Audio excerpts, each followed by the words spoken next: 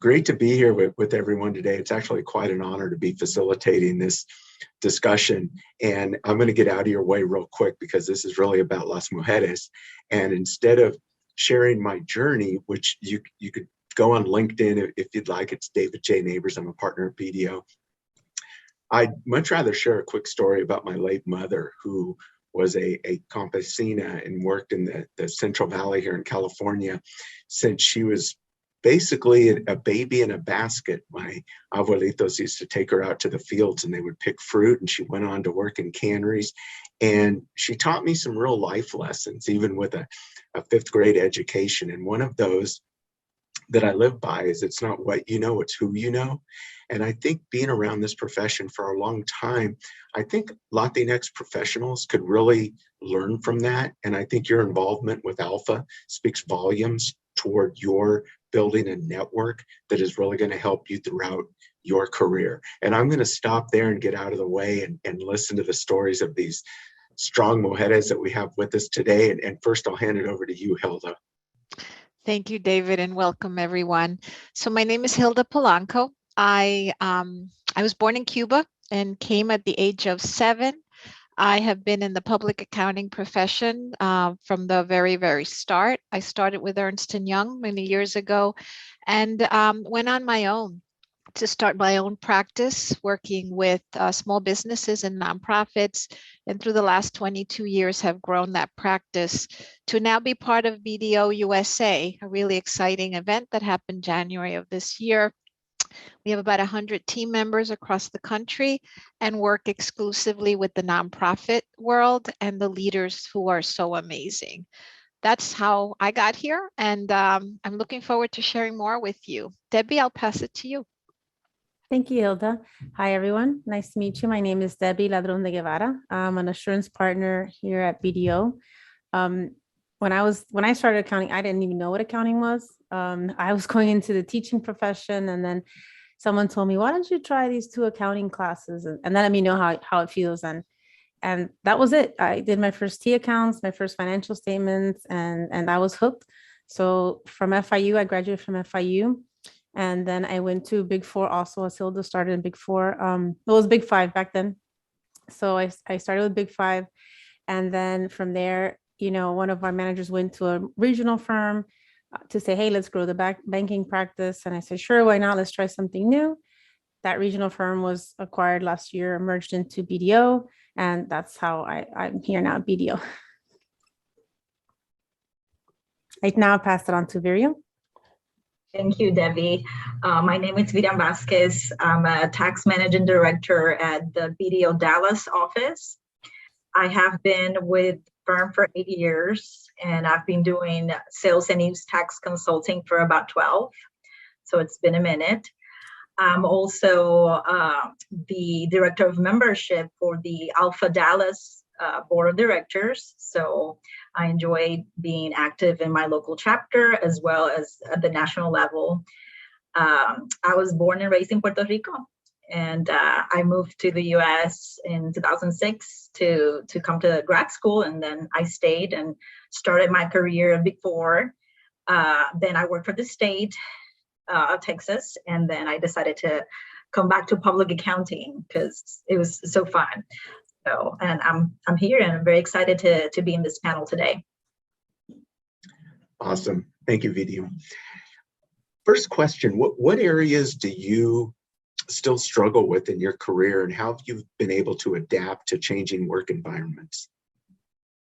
So let me jump in, David. I think as I look back at my early years as an accounting major at NYU, I actually still here in New York City. I was petrified of public speaking. The idea of getting in front of a group was just more than I could handle. But I realized that that was going to be critical if I was going to go into any profession, which at the time I had already identified as accounting. So I made it a point to join one of the groups at NYU. It was an international student group. And I knew that if I went for office, I think I was vice president, it would force me to speak publicly and to be more confident with that. Through the years, I've become more confident in the public speaking. I love to teach. I've taught at Columbia now, and I owe it back to myself to have tried that and to have overcome that fear. So I think for all of us, our skills are different, and we want to work on building those skills that we know are going to help us succeed. Thank you. So I'll jump in just a little bit. I guess I looked at it more from how did I struggle at the beginning of my career, and basically it was everything. Juggling work-life balance, adjusting to new career, new profession. It was all new. My first year, I honestly was like, is this really for me? Did I make the right choice?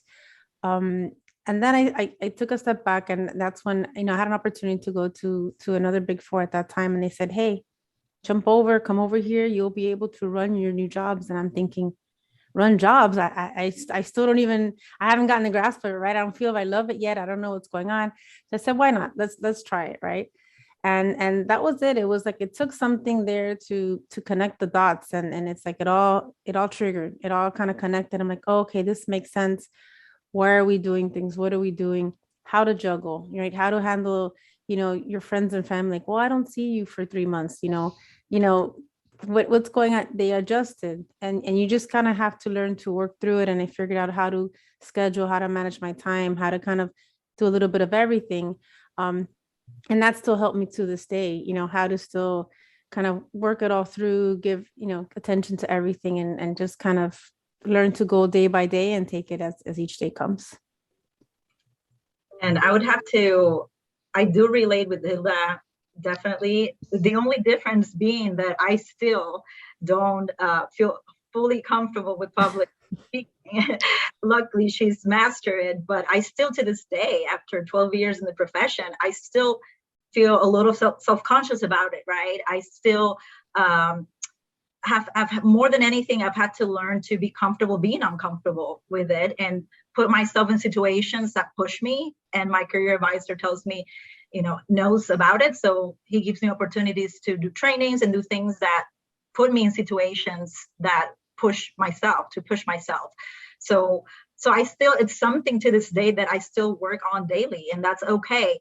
But at the beginning, it was worse. It's gotten better, but at the beginning, it was worse. I was a little self-conscious about my accent. English is not my first language. Am I going to mispronounce the word here in front of everyone? So little things like that really made me a little insecure at the beginning, especially in a profession that public accounting, it's very white, tall, male dominated. And here I am, this Latina, it's new for them. They don't know me. They don't know my background. Why do I speak funny?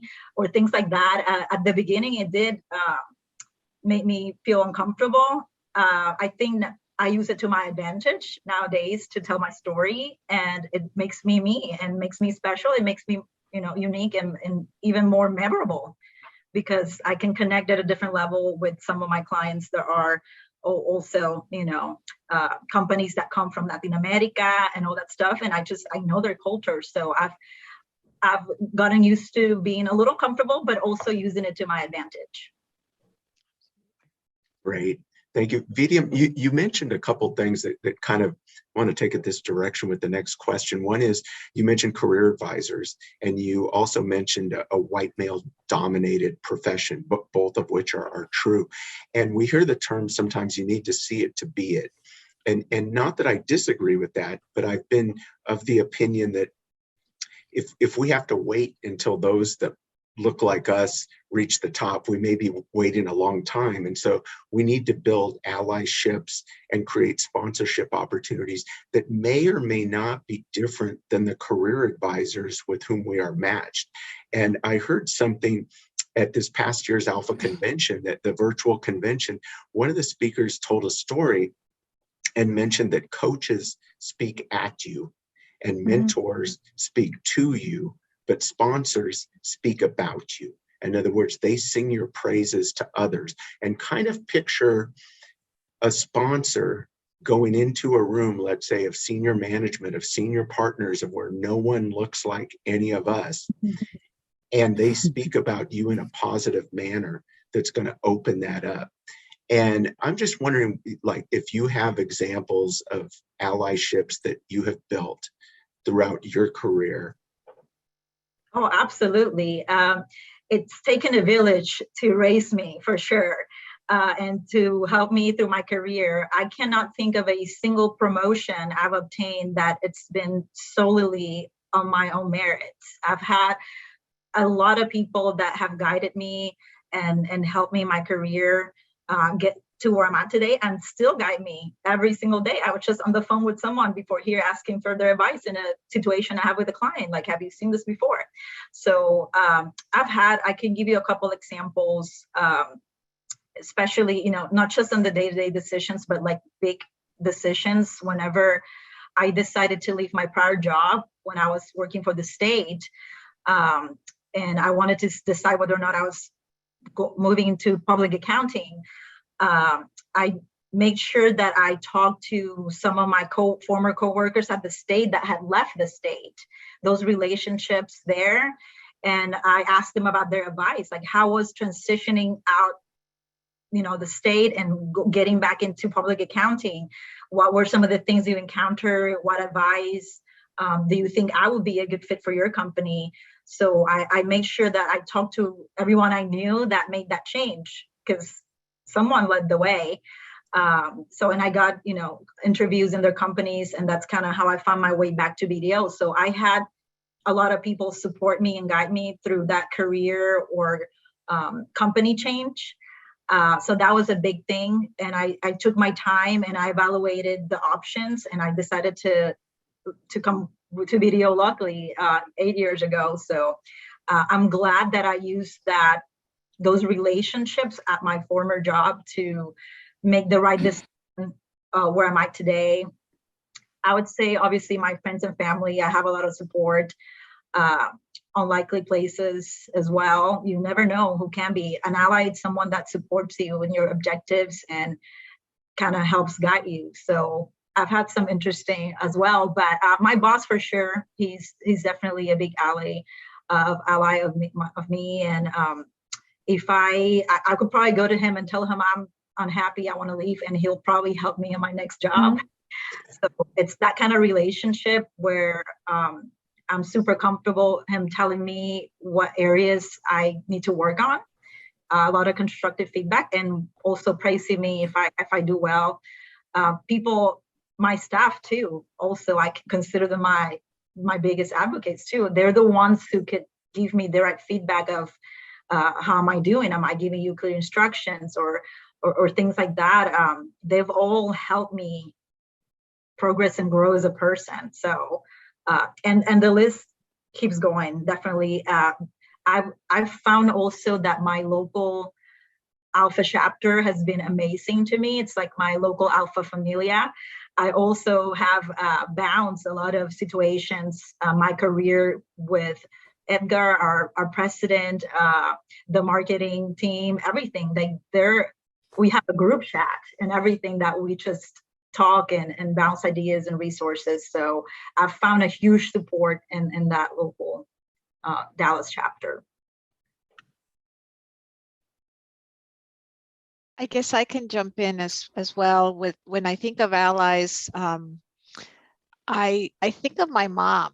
She was always very came from a family of entrepreneurs, small business owners, and she was always advocating for doing what I could with my CPA license, but to do it in a sort of pave your own path. That was her goal. That for us, she had 3 daughters.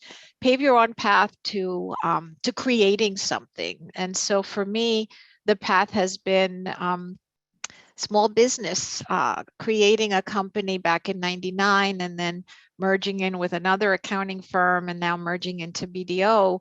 It's been having those advisors.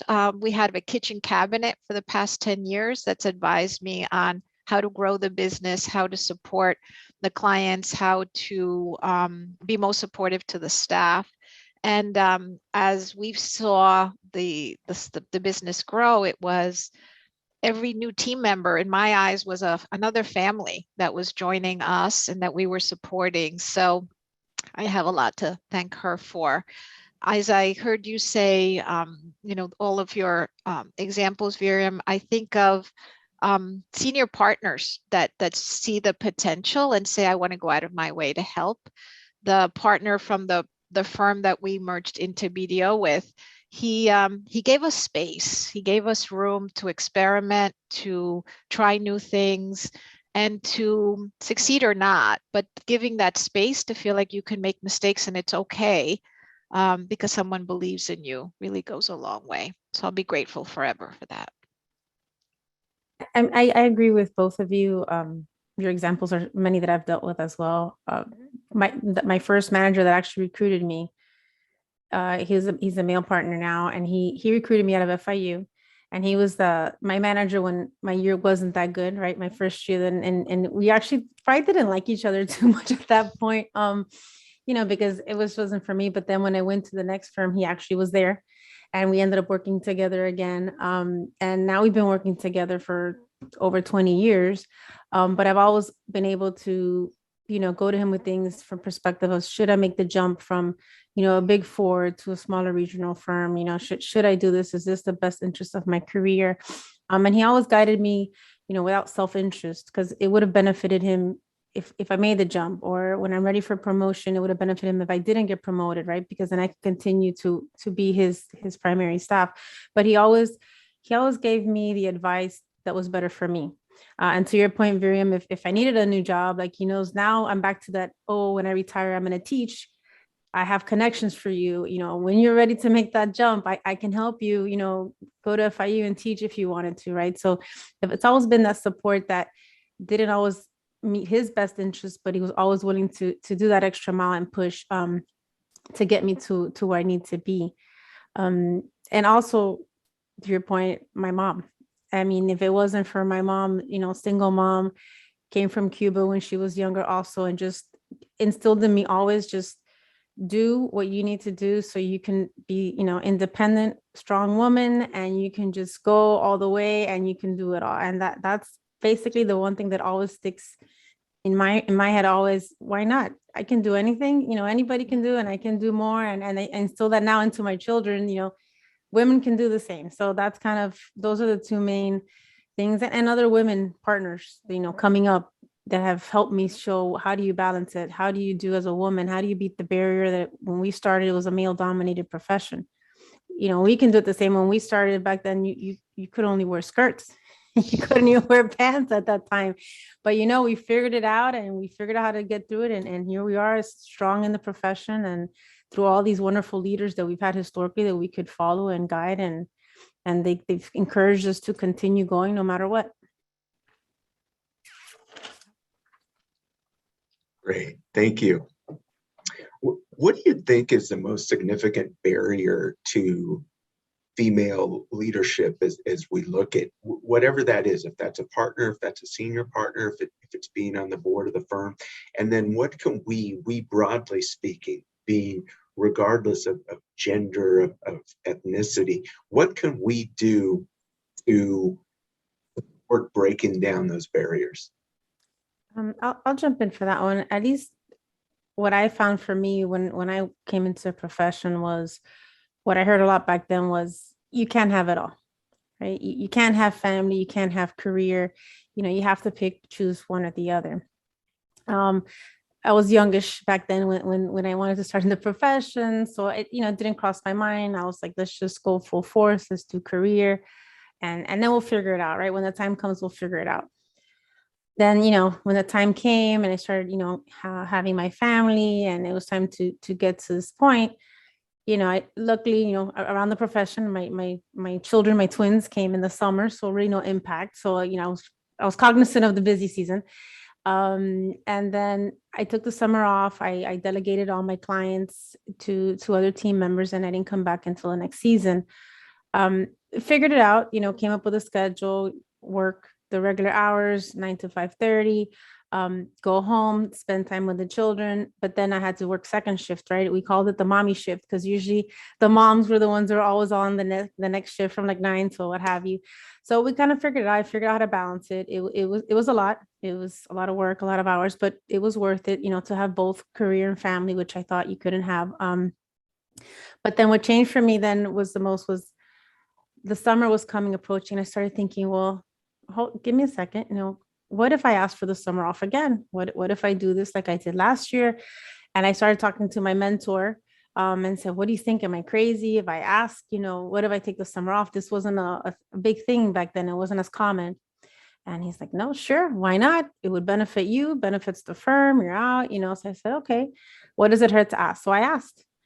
I asked for the summer off, and my twins are now turning 14, and I've been able to do this for 14 summers now that I actually get to take the summer off and spend time with the family. And it shows that you can do it both. It's just a matter of, what works for you, what works for your family. And this doesn't have to be, a mom, it could be a dad, it could be any, it could be a sibling, you want sabbatical for personal, like it's not related just to being a parent. You could do further things that you can balance. What do you need? What works for you? Maybe you just need time to disconnect your group, right? So it's a barrier that I think over the years has worked to have that flexibility, that ultimate work-life balance where you can have these options and you can do more than one thing. You don't have to sacrifice. And I didn't sacrifice my career path because I know that's the fear sometimes. Will it sacrifice one or the other? And I think that's a barrier that's been able to change a lot. And flexibility now, and the flex programs are wonderful across the board for everyone. Yeah. I would agree, Debbie, with the sort of balancing both. I have two boys that are now 30 and 28. They'll always be my boys. But for me, it was those choices, right? So I think it's also impacted the way I've led the team. I wanted everyone to know that they could be in the Little League game, whether it was a man or a woman, in the afternoon, and then do what they need to be done at night. So encouraging that flexibility has been really helpful. I think when I graduated, we were 50-50 with male, female graduates. And yet, when I look at leadership across firms of all types, Big Four these days or national firms like our own, I'm pretty proud of our firm's percentages, but they're not 50-50. We still have a way to go there. And I wonder, what is that? What is that is keeping women from being 50% of senior leadership? And what can we continue to do?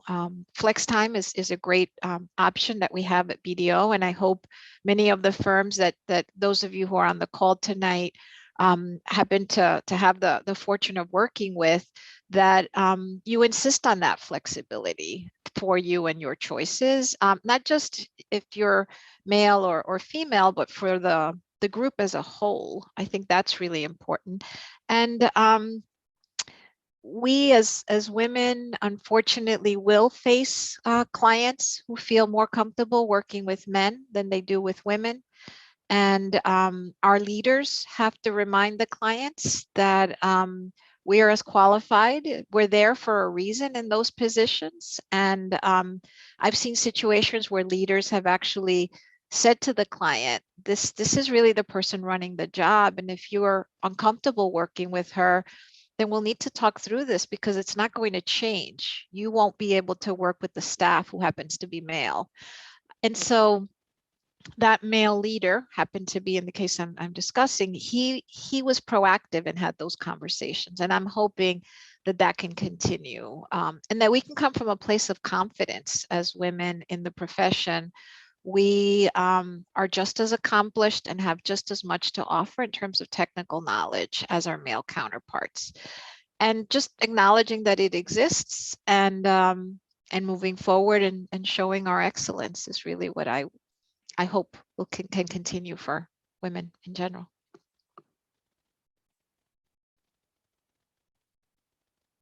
Yeah, well, I completely echo Hilda's and Debbie's experience.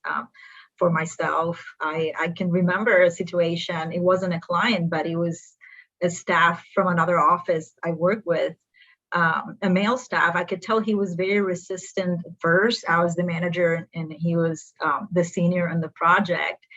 And I remember, telling him how to do things. And one day he told me very honestly, like, Viriam, I'm sorry, at the beginning you came, you're a female, a leader, and I thought you didn't know anything.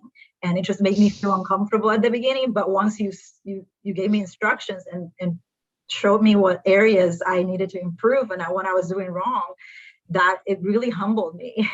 So I think that, yes, there's been times that I've been doubted in my career, either because I'm a woman or Latino, but I've never let that impact me. I've just used my knowledge to show people it doesn't matter. At the end of the day, my background, it doesn't affect my knowledge. I'm proficient in what I'm doing, and that would speak my work, and my quality and my work of product would ultimately speak for itself. So I appreciated the honesty of just candidly telling me, and ultimately, we worked great together after that. But it was a little bit of an initial shock for him, being in a team that it was mainly, male dominated back then. I mean, things have definitely drastically changed. I obviously took it up on myself to change that. Instead of complain or make a big deal out of it, well, I started, getting more involved in recruiting, either through ALPFA, and those initiatives. We do have a recruiting team, but I still made it part of my group of my job too, because these are people that are closely going to be working with me. And instead of just complaining about the problem, I decided to do something about it, and just have a diverse team, because that does bring richness to the decisions, to the ideas, to everything. So why not? And for me, it's not so much work-life balance as it is work-life acceptance. That's what I've learned the last couple of years, because there is, for me, no such a thing as balance. In a perfect world, there just isn't, because there's all these things being thrown at you that you just have to adapt and adjust all the time. Could it be the loss of a loved one, things like that you don't account for that. So you have to be prepared to accept the circumstances and what's going on, and just do your best. You do your best, and it's okay. Some days I feel great and I'm rocking it, and some days I don't. And but that's why my support system, my career advisor, my team comes in handy. So. Wonderful. Each of you have shared examples of how you've benefited from others, from career advisors, from role models throughout your career to get to your level of leadership. Kind of turning that a little bit, how have you given back or paved the way for other women throughout your career? I'll take that one to start. I've sort of reflected on what I appreciated as I was growing in my profession, and tried to create that for others. So I gave the example of the partner that supported me experimenting, making mistakes and succeeding. I've tried to do that for all of our leaders, give them a path to call their own. Sometimes I'm asked, did you think 20 years ago that your team would be what it is today when you started the firm? And the answer was, I had no idea, but I knew that the team would shape it. And so we have leaders on our team who have been with us 15 years, 14 years, and they have shaped who we are today. And I've really loved giving them that path. Many of them are women, and some are men. And so there was a time actually when I was asked, do you purposely only hire women? And my answer was no, those are the qualified candidates that are coming to us.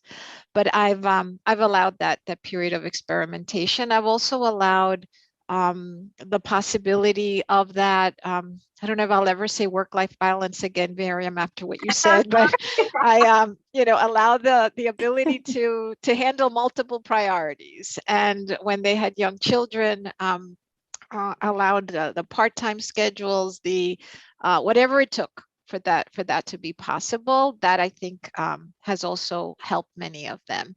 And also, I have also been careful not to feel like women have preferential treatment because they tend to be the ones raising families.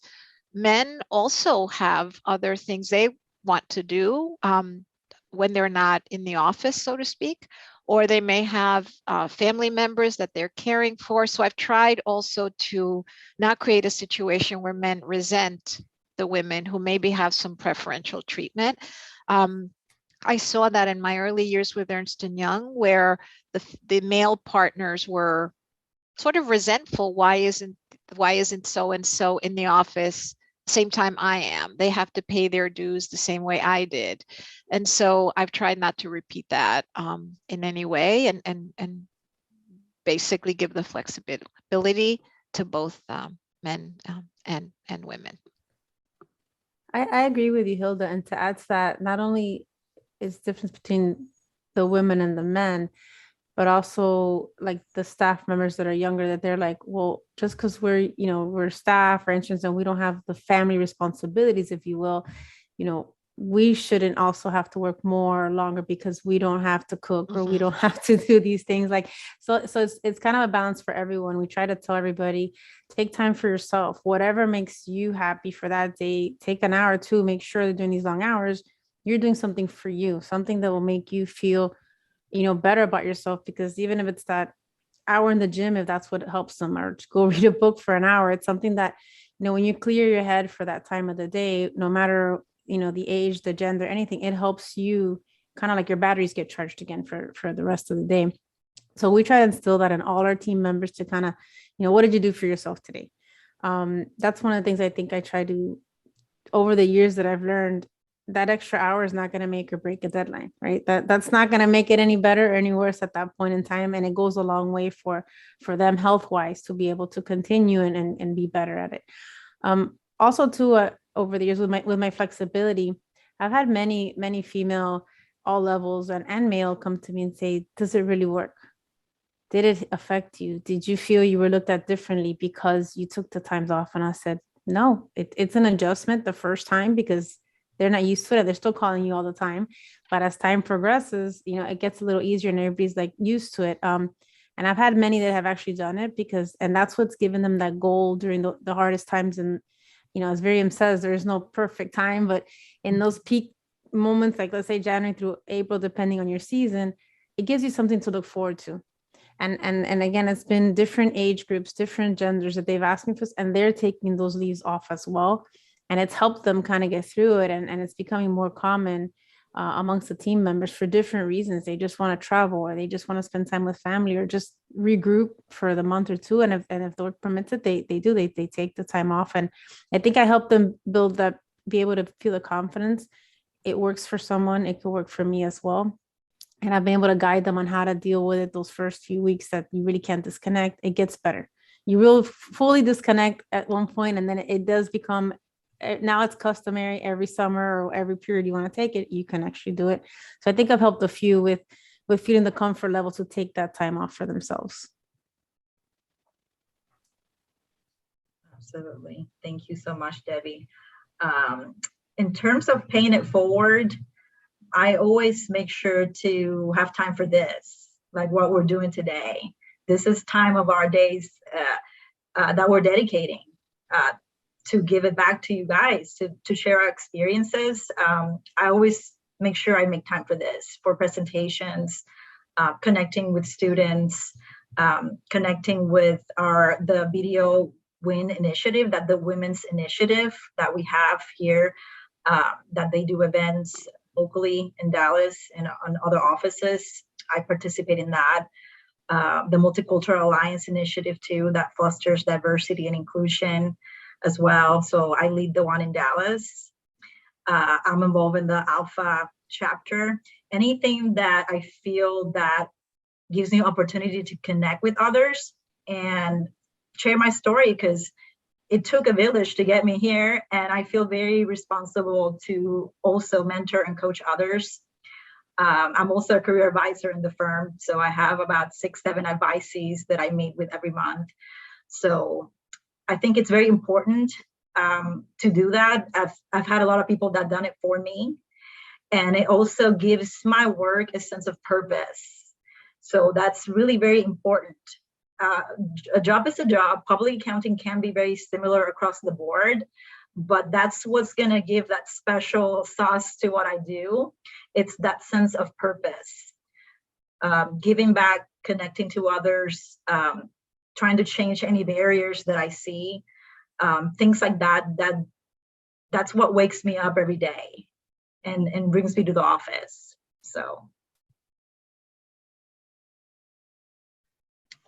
Wonderful stories. As we kind of get closer to closing out, what advice would you give to the next generation of female leaders?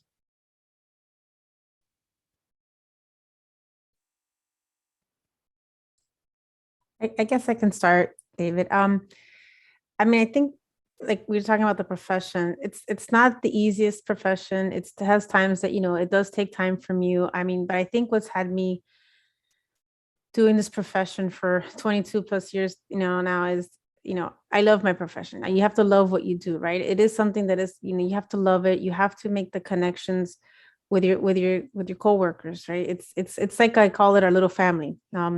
It's not just talking about the job. Sometimes like, how's your day? How's your family? Make the connections with your team, consider them part of you, and be there for them and support them, and not just think of them as, let me get something done. It's like, how can I help you?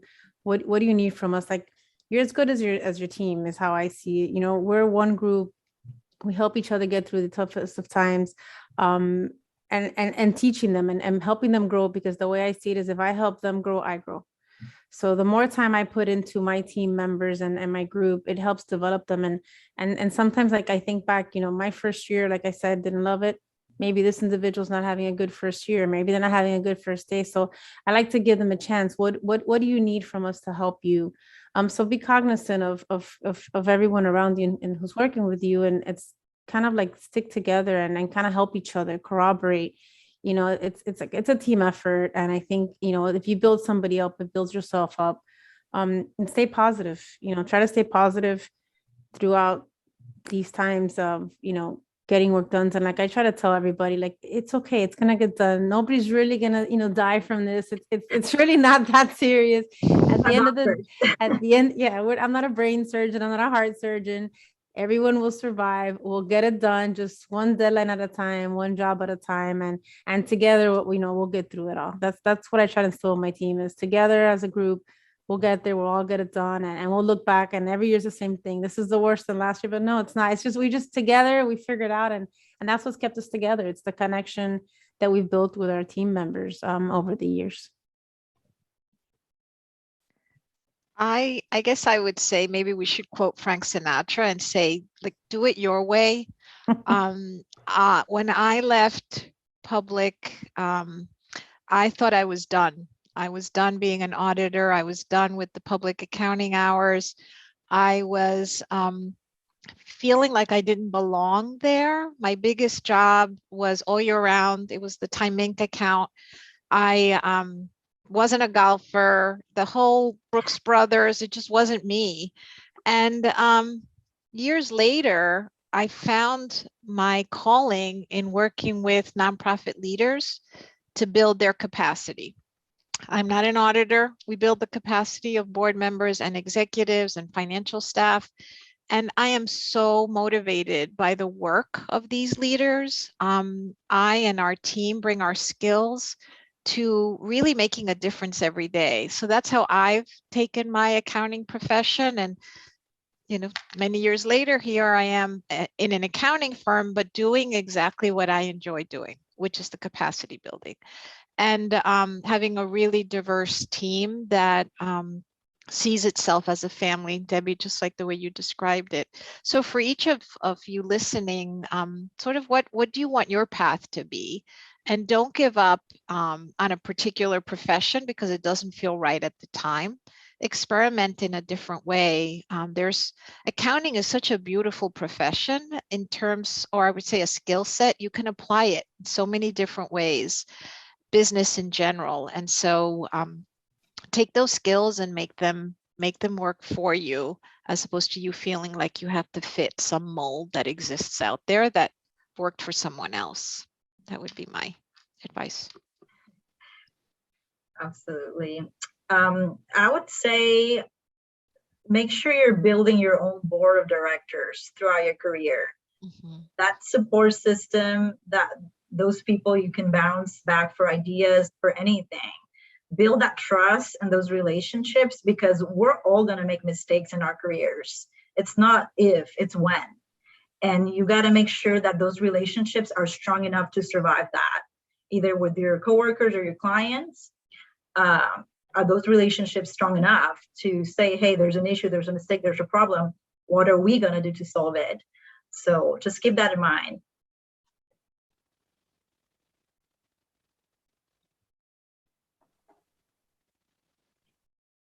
If I might chime in before we open it up to questions, Please. I often speak of, am I still on mute? Can you hear me? You need to be asking those questions too, huh? We need your input. Well, I often speak of equity and knowing that, hey, your first chapter is not the end of the book, and that we need to be in a place where we're judging not by our past, but by our futures, and not by our failures, but by our dreams, and not by our imperfections, but our possibilities. And I'll share a couple brief stories of two women with whom I've worked and continue working. Both happen to be Latinas, just happen to be.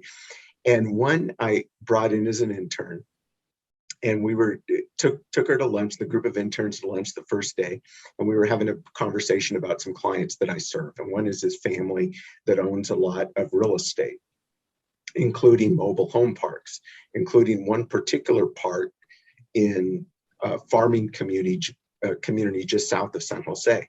And when I brought it up, and she said, well, is it such and such a park? And I said, yeah. And she said, well, I grew up in that mobile home park. This woman had gone on to receive a soccer scholarship at UCLA and transfer to Santa Clara University, graduate with honors, come to work with us as an intern, go into public accounting. She was successful. She decided that it just wasn't for her personally. She went into private industry, married, children, and now she's kind of working a schedule that is hers. She just kind of redefined her career path instead of just trying to fit into something that was there. And the other is a woman with whom I speak often. She grew up here locally. She was a FedEx driver and delivered packages to a law firm that's just right outside, literally right outside my window right here. And she went on to become an attorney at that firm and was working her way up, married, child, and decided, these hours just do not work for me. I'm going to go to work in the public sector so that I have more of an 8 to 5, 40-hour week and not have the stress of working in this highly charged legal environment.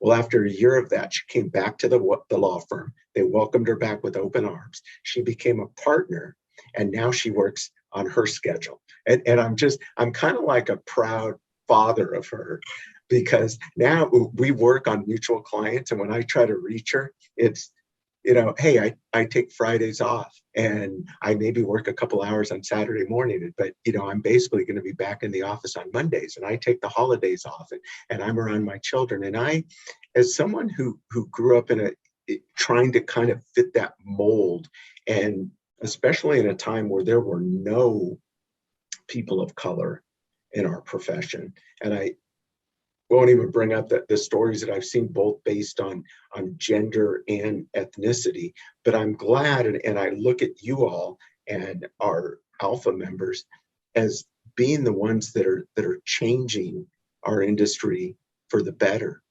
And with that, we'll open it up. I don't see any questions in the chat. And I don't know if any of our panelists, please do feel free if there's any comments or any stories that you'd like to share for our audience. And I know this is being recorded, so we have not only the audience that's here with us today, but this, as I understand it, will be available on demand after today.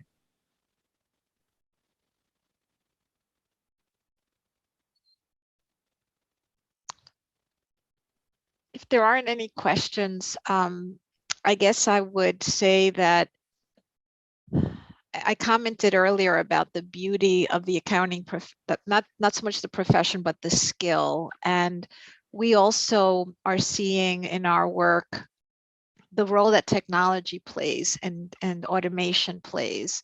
And so for the students on the call that are still thinking, how am I going to use these skills? I would encourage you to think about the intersection of accounting and finance and technology, and build those skills as much as you can while you're still in school, and when you're in your first jobs, sort of run towards it rather than trying to not embrace it, because our future is in automation, innovation, and those skills will be really, really critical. So I urge you to embrace that, and I think it will be really helpful to you. Yeah, and when you start your new career path, I mean, to their point, just ask questions. Ask, don't be shy. You know, we're here to help you learn, to help you grow. And that's how you're gonna do it. It's you're gonna learn a lot in school. The book experience is great, but it's not the same as the hands-on. Once you get out there, don't be shy. Ask away 20 questions, 30 questions. Just sit there and do it, because the more you learn, you're going to grow, and you're going to see how you're going to actually be able to connect the dots, and it's going to make sense. And as you do that, each step, each area, you're going to be able to progress to the next area. You're going to feel the sense of accomplishment and growth, and it's going to be great for you and great for those around you. So don't be afraid to ask questions and grow, and take advantage of internships or opportunities, and make the most of it.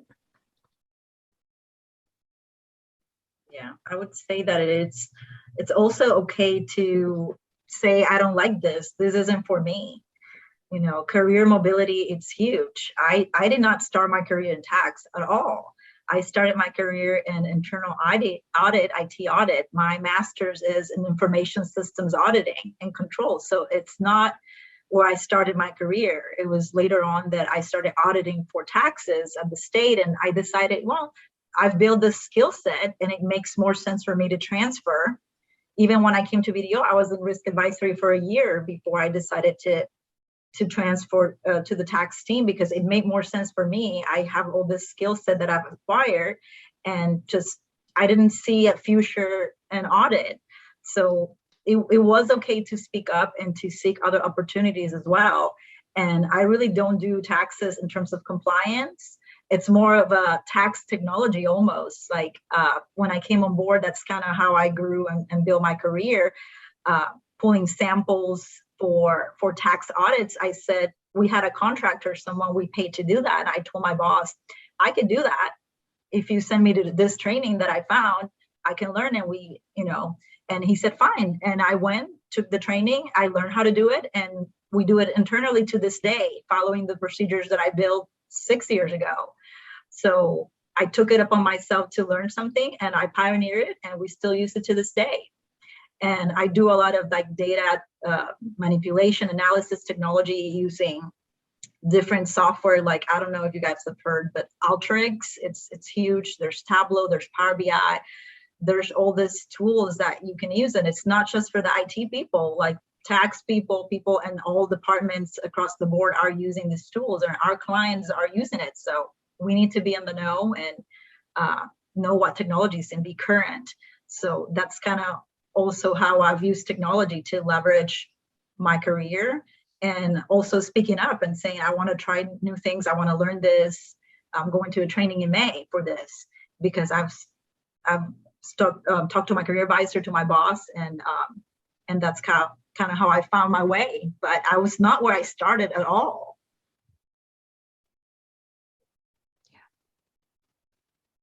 Thank you. Thank you all for being here today. And we can't close without thanking our colleague Karina, who has kind of put all this together and is our big alpha cheerleader with BDO, and has had us attend the virtual convention last year. And I'm hoping that I'm able to attend the convention in person this year. And it would be a real pleasure to meet each of you there.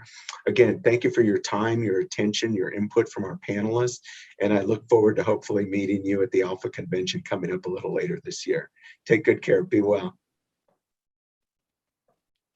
Thank you. Thank you. Have a good night. Have a good night, everyone. Good night.